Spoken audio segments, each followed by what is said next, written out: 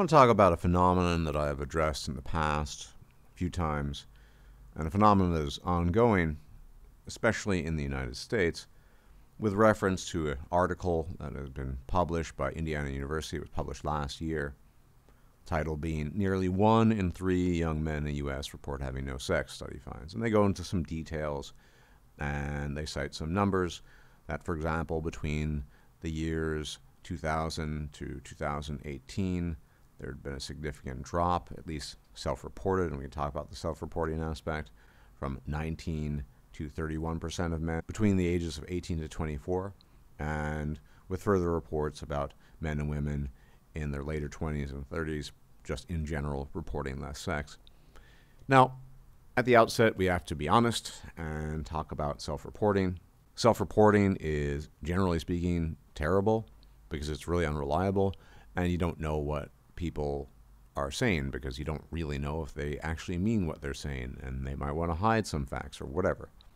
But I think with this sort of report, it seems really strange that someone would admit that they are a quote-unquote sexual failure or a dating market failure repeatedly, such that the numbers would jump the way they have. So I'm inclined to think that, yes, self-reporting is bad, but in this one instance, there might be more than just a kernel of truth. But what I find interesting about this article, when you project it into the broader picture, the broader landscape of the United States and perhaps the West in its entirety, is the simple fact that in this case, we see this issue arising on a campus in a university setting. And what normally happens as a rule, when you go into puberty and you develop these sexual interests, which are relatively normal, is either you're successful at the high school level, with people these days as young as 12, 13, 14, 15, etc. having sex, or it just doesn't really work out in high school. And for many people, the big awakening is at university.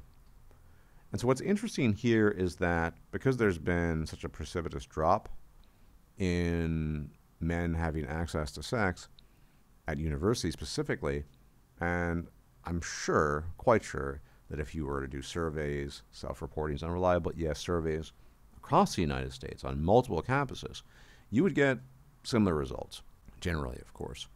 And the thing I'm trying to weave in here is very interesting, because typically, as you get older, it becomes more and more difficult to establish social contacts. And that's not due to the aging process per se, but rather the nature of the beast. You grow up with a certain set of people, maybe you move away, maybe they do, whatever. You're no longer close, you grow apart. Then at university, typically, you can solidify new relationships, and they can last a long time. But then you leave university, and you might go your separate ways, and then you're just left in a work environment. And when all you're doing is working with a weekend to recover, there's not as much opportunity to socialize, to get to know people, and specifically to get to know women. So it seems in many ways that if this is in fact accurate, and we can extrapolate from this to a general trend throughout the United States, campuses, and high school, et cetera, that the primary windows of opportunity for getting access to sex for young men specifically have been dwindling fairly extensively. And what does that mean? It means that later on, the opportunities don't present themselves nearly as frequently or as well as they used to. Now, I think there are a couple of reasons we can cite for as to why that might be the case. For one, and I've mentioned this before in previous videos, there is, to say the least, an obesity crisis in the United States. And for those people who aren't obese, most people are probably overweight at this rate. Most people in the United States are above the weight they ideally should be. And within that group, you have huge tens of millions of people, numbers of people who are actually obese. I sometimes refer to them as scooter people. Maybe they're scooter bound. Maybe they're just waddling about like penguins. Regardless, and I'm not saying that to make fun of them, they're just very, very limited in what they can do. And there's a kind of universal in human behavior and attraction, despite what body positivity cultists might claim. Generally speaking, as a rule, when you get fatter, you become less attractive. Now, if most people are overweight in the United States and they're getting fatter, they're going to be less attractive in general, and so that will naturally take points away from their SMV, whether male or female. Although with the females, it's a little bit different because we all know that females in general have greater and easier access to sex. Okay, so that's probably part of it. Greater rates of being overweight and greater rates of obesity. That makes people not just unhealthy, but look a hell of a lot worse. And then we have the emergence of social media, particularly in recent years. And that has been a very, very rapid development that would serve as a contrast to, say, the year 2000 when these surveys first started being taken. Because, sure, there was the internet, but not to this degree. I'm hesitant to even guess if online dating was a thing back then in the early 2000s. It certainly was by the mid-2000s, but not so much in the early 2000s. So that's probably a contributing factor as well.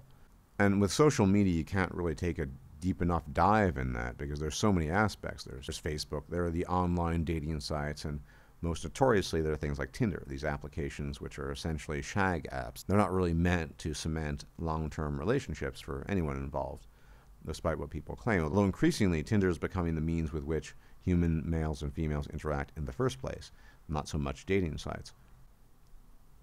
So this newest generation, the Zoomer generation, has been born into this, right? There are people here that were not born in the previous century, and they're young adults. And they are very much part of all this. They would be the demographic. Now, there's another element that the article explicitly mentions, and that's that overall employment has been down, especially since the arrival of the pestilence, which isn't anything really new, but we know, for example, that women are in status, so we don't need to go into that. That's also a contributing factor. But where does this all lead? We have the obesity, overweight crisis, we want to call it that. We have the massive, massive influence, culturally speaking, of social media and all of its manifestations. And we have things like Twitch as well. Why do people think, for example, not just during the Great Pestilence, but in general, so many guys gravitate to online females plying their wares, so to speak, as an alternative? So there's an entire demographic of men who've been filtered through the system without much success. And a lot of this has to do with the things I've mentioned. It's not everything, but I think it explains quite a bit. And so moving forward, I think you're going to see a lot more of this sort of thing.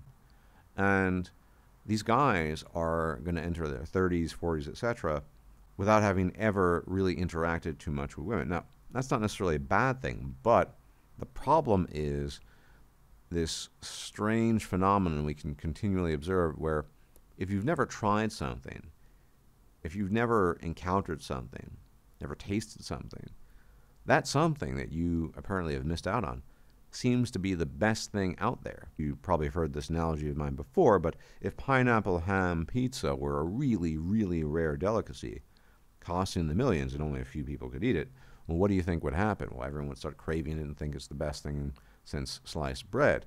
Well, it might be, it might not, but by the time you actually try it, you might realize, oh, it's pretty good, but it's not that good. So people are obsessed with what they're missing out on. And I think this contributes to the creation of so-called incel culture and the general veneration of the online female plying her wares. There are always new business opportunities for these sorts of women because this tendency and this trend has been growing and will continue to grow.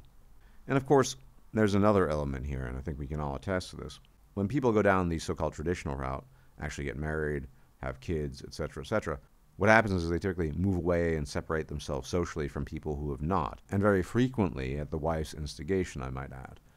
And so this will also create a new kind of cultural and social crisis where you have people who have gone down the traditional route, in ever-decreasing numbers, of course, and other people for whom that is completely unfamiliar. Alienation, social or cultural alienation, I think, as a result of this is quite real.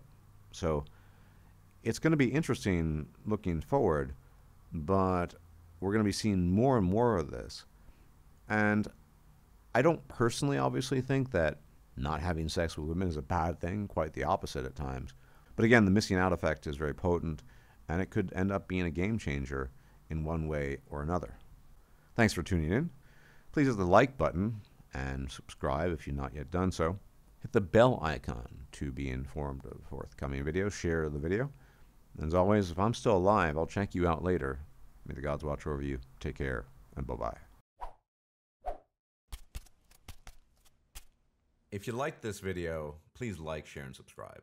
And if you enjoy my content, please consider making a donation or becoming a patron. Thanks for watching.